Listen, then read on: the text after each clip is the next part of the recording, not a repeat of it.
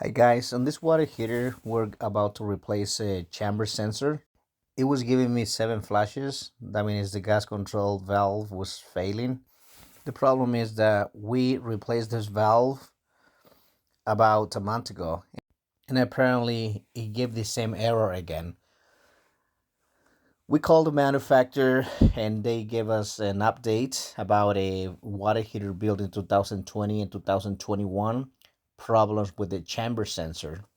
Now, what we're gonna do is remove the connections of the gas control to be able to remove the burner assembly and be able to replace the chamber sensor. There's been situations where we replaced the gas control and it seems to fix the problem. On this one, it only lasts for 1 month, and I got a call back from the customer that they were having the same issue and the same error. We troubleshoot it and we find out that the gas control was working okay. And again, the manufacturer warranty mentioned that the chamber sensor was bad and it needed to be replaced. Unfortunately, when you talk to the manufacturer, they don't send you just two. They don't send you two parts, whatever you need. They don't send you a rebuild kit, which is gas control and burner assembler or or the chamber sensor. They only send you whatever the error is, which is on this one.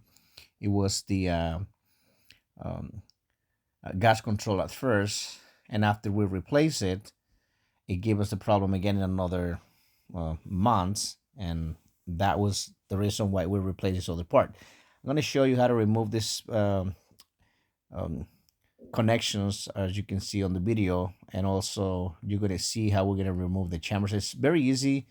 You just got to make sure that you got the gas turned off, and should be able to get a pair of pliers, screwdriver, um, and you should be able to get it off very easy in your own. There is 4 screws, two on the top and two on the bottom, to be able to get to the chamber sensor. And this is the part you need to grab 2 pliers to be able to uh, get it loose.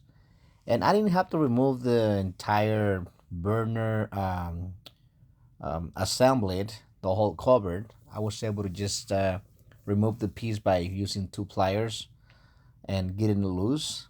Make sure you use gloves to prevent not the dirty the tip of the chamber sensor. You can just hand tie it and a quarter turn right after you hand tied it.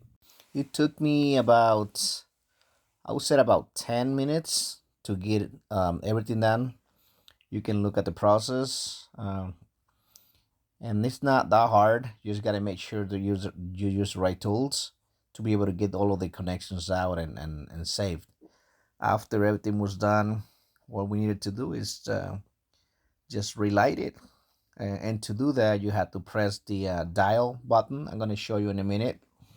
You have to set it to pilot, and then after you do that, you just got to press the dial. After we reconnect the gas control, it's time to relight the pilot. Now, the way you do it is you have to press this dial, put it to pilot, and press it about 4 or 5 times. After you do that, you have to hold it down and use the little button underneath on the bottom just to light it. If you can see on the video, you're going to see the light that's staying lit, and also the light should become blue, and it stay blue for about every 3 to 4 seconds. It should flash once, and that means that um, the water heater it's working properly. The gas control, basically there's no errors. And after that's done, um, make sure that you test for leaks. You can do the test for leaks before, or you can. I do it. I normally do it after because I know those connections are not gonna leak, and I use this special glow soap that they sell. I don't think they sell it from any hardware store. But after that's done, then you should be good to go. Again, this water heater is built in 2020. 2021 is when they were defected, and when it gives you an error of 7 flashes, you'll think it's the gas control, which is what happened to me. This is why we plumbers love what we do, because you never stop learning. Always something different. Even something that you have done before is trouble. Thank you for watching, guys.